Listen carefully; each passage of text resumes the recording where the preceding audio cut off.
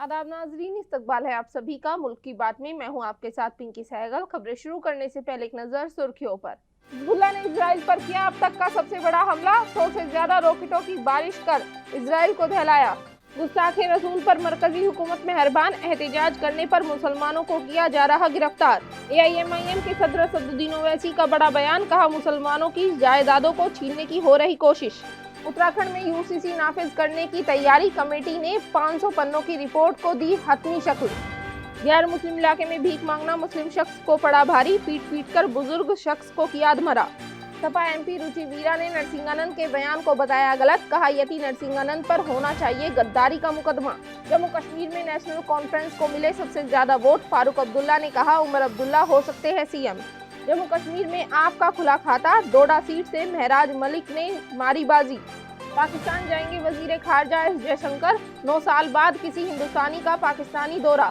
जम्मू कश्मीर और हरियाणा के नतीजों का ऐलान, जम्मू में इंडिया इत्तेहाद ने दर्ज की जीत।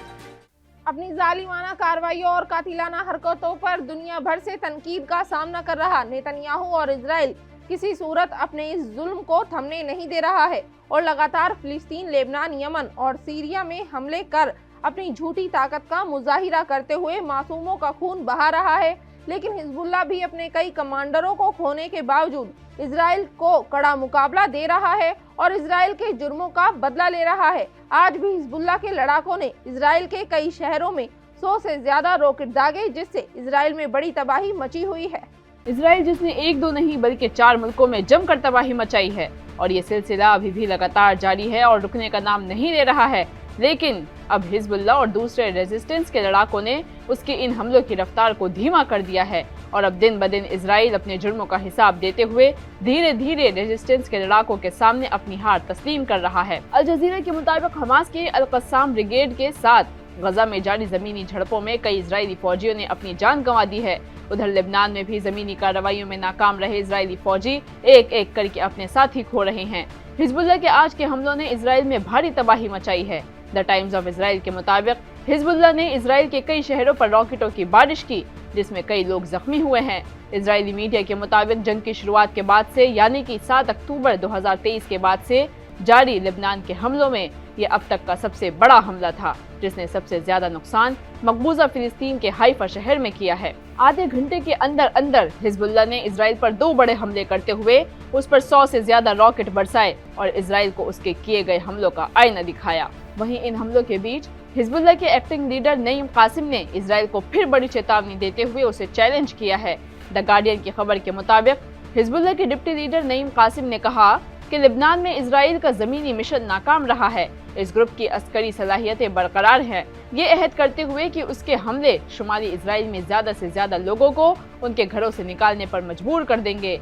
नईम ने कहा कि हमारी फौजी सलाहियतें ठीक हैं। इधर हमास और हिजबुल्लाह की जानिब से जारी हमले और उधर हिजबुल्लाह के लीडर की ये चेतावनी इजराइल पर कहर बनकर टूटी है। अब जब इजराइल पर सभी रेजिस्टेंस के लड़ाके कहर बनकर बरस रहे हैं और इजरायली फौजी भी रफ्ता रफ्ता अपने साथी खो रहे हैं, तो देखने वाली बात ये होगी कि क्या नेतन्याहू अपने लोगों और फौजियों को बचाने की कोशिश करते हुए किसी मुआहिदे को हतमी शक्ल देगा या फिर अपनी अना और झूठी ताकत का ढोंग जारी रखते हुए अपने लोगों का खून बहते देखता रहेगा। दासना मंदिर में महंत यति नरसिंहानंद ने पैगंबर मोहम्मद सल्लल्लाहु अलैहि वसल्लम के खिलाफ काबिल एतराज बयान दिया था, जिसके बाद पूरे मुल्क में एहतजाजों का दौर शुरू हो गया है। इसी दरमियान उत्तर प्रदेश के सहारनपुर में भी एहतजाजी मुजाहिरे हुए।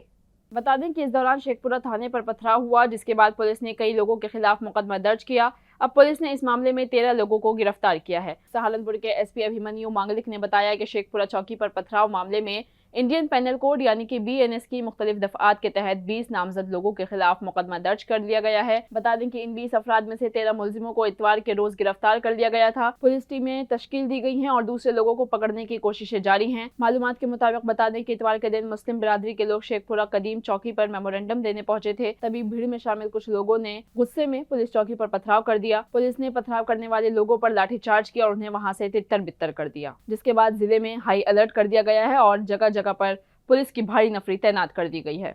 AIMIM के कौमी सदर असदुद्दीन ओवैसी ने गुजरात के सोमनाथ में 1200 साल पुरानी हाजी मंगलोरी शाह दरगाह को लेकर बड़ा बयान दिया है। साथ ही उन्होंने मरकजी हुकूमत पर निशाना साधते हुए कहा है कि मोदी हुकूमत वक्फ बाय यूजर खत्म करके मुसलमानों की जायदादों को छीनने की कोशिश कर रही है।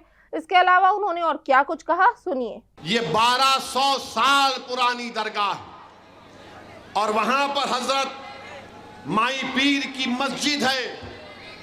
सन 47 में डॉक्यूमेंट में लिखा गया कि गवर्नमेंट, क्योंकि उस वक्त जूनागढ़ के बादशाह ने यह जायदाद दी थी, अंग्रेज चले गए तो अंग्रेज जाने के बाद हुक्मरान जूनागढ़ के बादशाह थे तो हुकूमत हिंद हो गई। उसमें लिखा गया गवर्नमेंट प्रॉपर्टी मगर यूजर इज मुसलमान। 28 सितंबर को सुबह 5 बजे बुलडोजर लाकर 1200 साल पुरानी दरगाह और मस्जिदों को, कब्रिस्तान को शहीद कर दिया। तो मोदी चाहते हैं कि जिस तरह गुजरात में 1200 साल पुरानी शहीद कर दिया गया, मिसमार कर दिया गया मस्जिदों के साथ, वही हाल पूरे भारत में अगर ये कानून बनता है तो करना चाहते हैं। उत्तराखंड में यूनिफॉर्म सिविल कोड नाफिज करने का ऐलान अब किसी भी वक्त हो सकता है, क्योंकि पीर के दिन 500 पन्नों की आखिरी रिपोर्ट तैयार कर ली गई है, जो जल्द ही सीएम पुष्कर सिंह धामी को सौंपी जाएगी।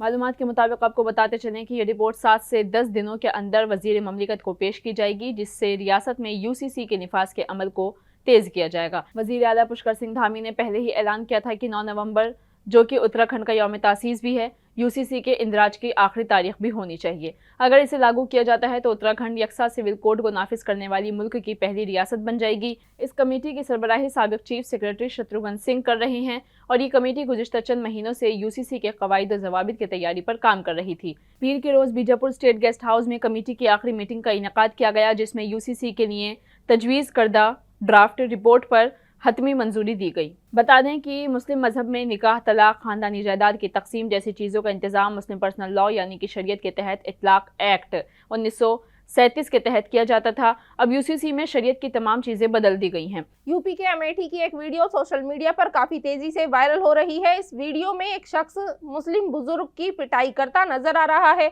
बता दें कि मुस्लिम शख्स उस इलाके में भीख मांगने पहुंचा था, जहां उसकी गैर मुस्लिम शख्स ने पिटाई शुरू कर दी। बता दें कि ये मामला मोहनगंज थाना इलाके के भगीरथपुर गांव का बताया जा रहा है। हिंदू बिरादरी के एक शख्स ने बुजुर्ग शख्स को गालियां दी और इस इलाके में दोबारा ना आने की धमकी भी दे डाली। बताते चलें कि इस वारदात का वीडियो सामने आने के बाद पुलिस हरकत में आ गई है। मामले का वीडियो सोशल मीडिया पर तेजी से वायरल हो रहा है। बता दें कि गाँव में पीर की सुबह एक बुजुर्ग शख्स भीख मांगने पहुंचा था और इस दरमियान वो गाँव के रहने वाले विजय बहादुर सिंह के घर के सामने पहुंचा। इल्जाम है कि उसको घर के बाहर खड़ा देख विजय बहादुर आग बबूला हो गया, जिसके बाद उसने उस शख्स को गालियां देते हुए उसकी डंडे से पिटाई शुरू कर दी। इसी बीच एक शख्स ने उसको बचाने की कोशिश भी की। एसएचओ राकेश सिंह ने बताया कि मुलजिम को हिरासत में ले लिया गया है, पूछताछ की जा रही है, लेकिन अभी तहरीरी शिकायत मौसूल नहीं हुई है और अगर तहरीरी शिकायत उनको मौसूल होती है तो वो कानूनी कार्रवाई शुरू कर देंगे।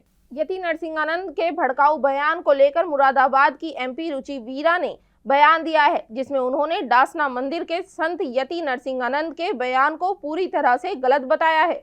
मालूमात के मुताबिक आपको बता दें कि मुरादाबाद के रुकन पार्लियामेंट रुचि वीरा ने कहा है कि जो कोई भी पैगंबर मोहम्मद सल्लल्लाहु अलैहि वसल्लम के बारे में काबिल एतराज़ बयान देता है, वो संत हो या कोई और, उसे ऐसी सज़ा दी जानी चाहिए कि वो मिसाली बन जाए, ताकि फिर किसी की नबी करीम सल्लल्लाहु अलैहि वसल्लम के बारे में ऐसी बात करने की जुर्रत ना हो।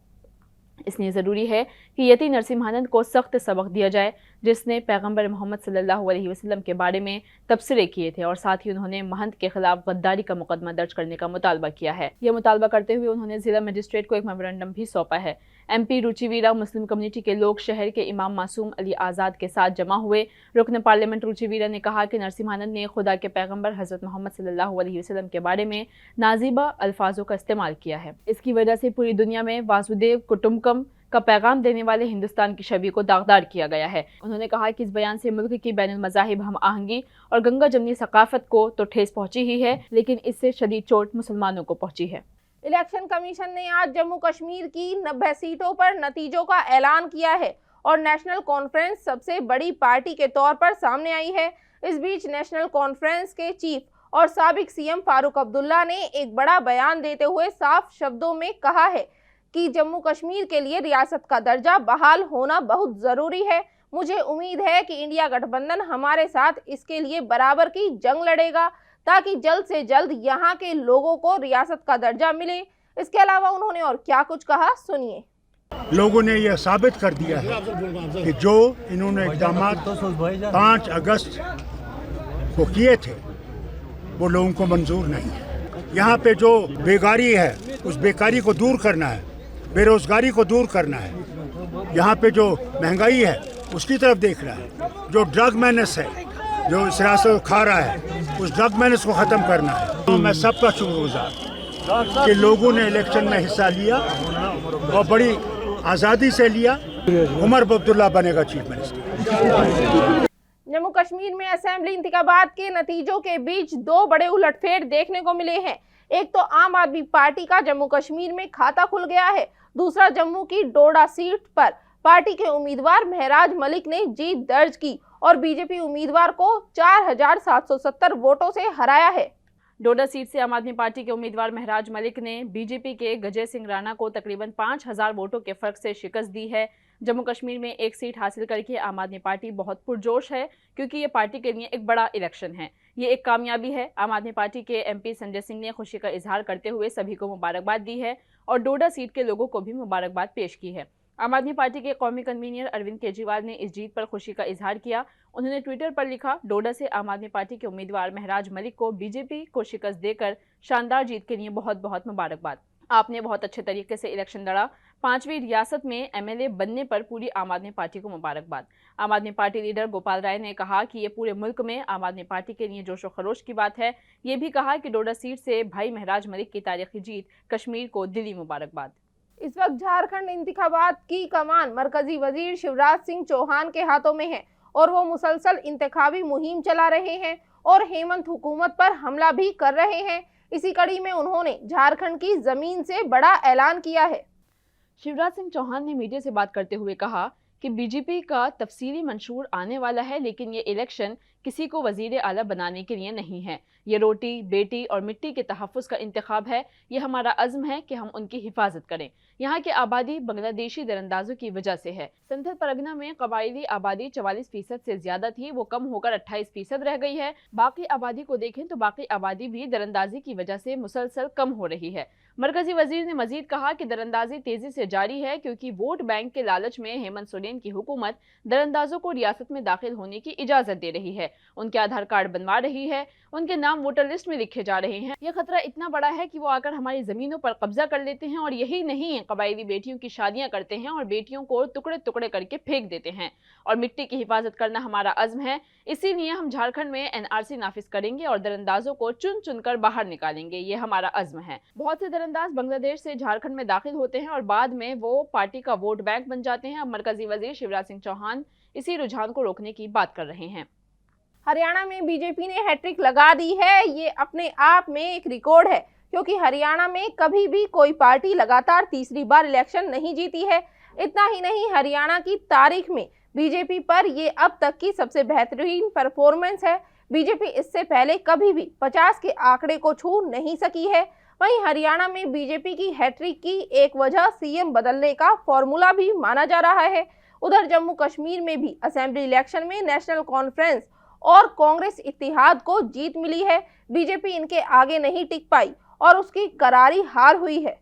हरियाणा के वजीर आला और भारतीय जनता पार्टी के उम्मीदवार नायब सिंह सैनी ने लाडवा असेंबली सीट पर अपने करीबी कांग्रेस उम्मीदवार मेवा सिंह को 16,054 वोटों के फर्क से शिकस्त दी है। इत्तलाआत के मुताबिक नायब सिंह सैनी हरियाणा के अगले वजीर आला होंगे। बीजेपी के बहुत से लीडरों ने कहा है कि हरियाणा में इलेक्शन सिर्फ नायब सिंह सैनी के चेहरे पर लड़ा गया था। भले ही बीजेपी ने अक्सरियत हासिल की है, लेकिन ऐसी कई सीटें हैं जहां बीजेपी को शिकस्त का सामना करना पड़ा। हरियाणा की जुलाना असेंबली सीट से करारी शिकस्त हुई है। फोगाट ने जीत दर्ज कराई है और जीत के बाद विनीश फोगाट ने कहा, मैं अपनी जीत के लिए पूरे जुलाना असेंबली हलके के लोगों का शुक्रिया अदा करती हूँ। इससे कांग्रेस के हौसले बुलंद होंगे। मैं एक खिलाड़ी हूँ, लेकिन मैं अपने इलाके के खिलाड़ियों, किसानों और नौजवानों की तरक्की के लिए काम करूंगी। नेशनल कॉन्फ्रेंस और कांग्रेस इत्तेहाद ने जम्मू कश्मीर के इंतखाबात में कामयाबी हासिल की है। ऐसी सूरत हाल में फारूक अब्दुल्ला ने कहा कि उनके बेटे उमर मरकजी जेर इंतजाम इलाके के अगले वजीर आला होंगे। मेरठ के लिसाड़ी गेट इलाके में शरपसंदों ने एक मस्जिद में घुसकर मौलाना को गोली मार दी।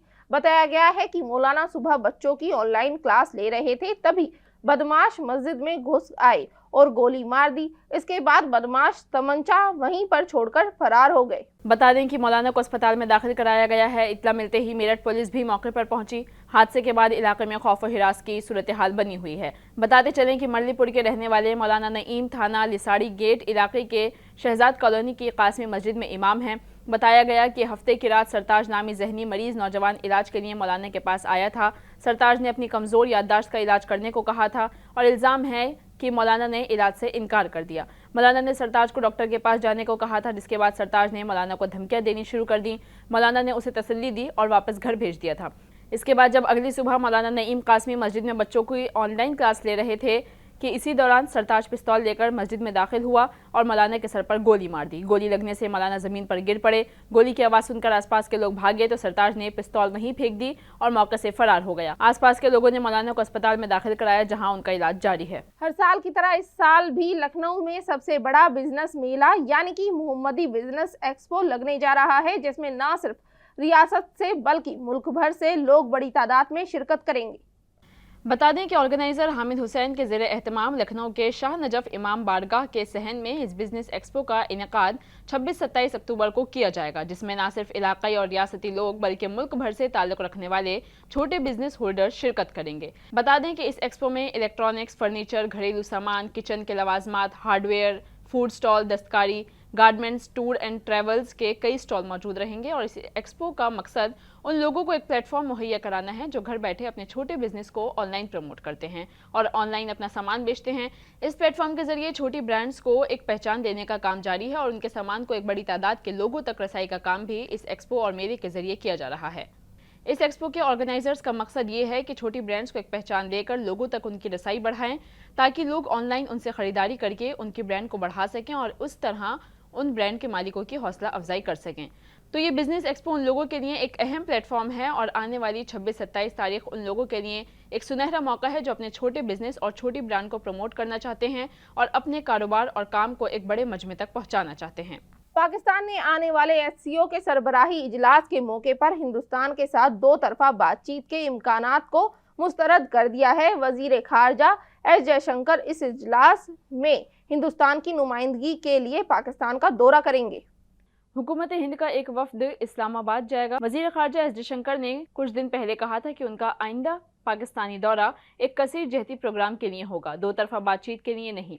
ये दौरा इसलिए अहम है क्योंकि ये 9 सालों में किसी हिंदुस्तानी वजीर खारजा का पाकिस्तान का पहला दौरा होगा। आखिरी बार 2015 में सुषमा स्वराज वजीर खारजा की हैसियत से इस्लामाबाद गई थी। जब एस जयशंकर के दौरे के बारे में पूछा गया तो पाकिस्तान के दफ्तर खारजा की तर्जुमान मुमताज़ जहरा बलोच ने कहा कि मैं चाहूँगी कि आप वजीर खारजा के दिए गए तबसरों का नोटिस लें, जिसमें उन्होंने कहा था कि उनका आइंदा दौरा इस्लामाबाद एक कसीर जहती तकरीब के लिए है, ना कि पाक भारत ताल्लुकात पर बात करने के लिए। उनके ये तबसरे अपने आप में इशारे हैं। गुज़िश्ता हफ्ते वजीर खारजा एस जयशंकर ने वाज़ेह तौर पर कहा था कि 15 और 16 अक्टूबर को इस्लामाबाद के दौरे के दौरान हिंदुस्तान और पाकिस्तान के मसाइल पर बातचीत एजेंडे में शामिल नहीं है। जयशंकर ने एक इजलास से खिताब करते हुए कहा था कि मैं इस माह में शंघाई ताआवुन तंजीम के सरबराही इजलास के लिए पाकिस्तान जाने वाला हूँ। ये सरबराहान हुकूमत का सरबराही इजलास है। मैं वहाँ हिंदुस्तान पाकिस्तान ताल्लुकात पर बात करने नहीं जा रहा। मैं वहाँ SCO के एक अच्छे रुकन के तौर पर शामिल होने के लिए जा रहा हूँ।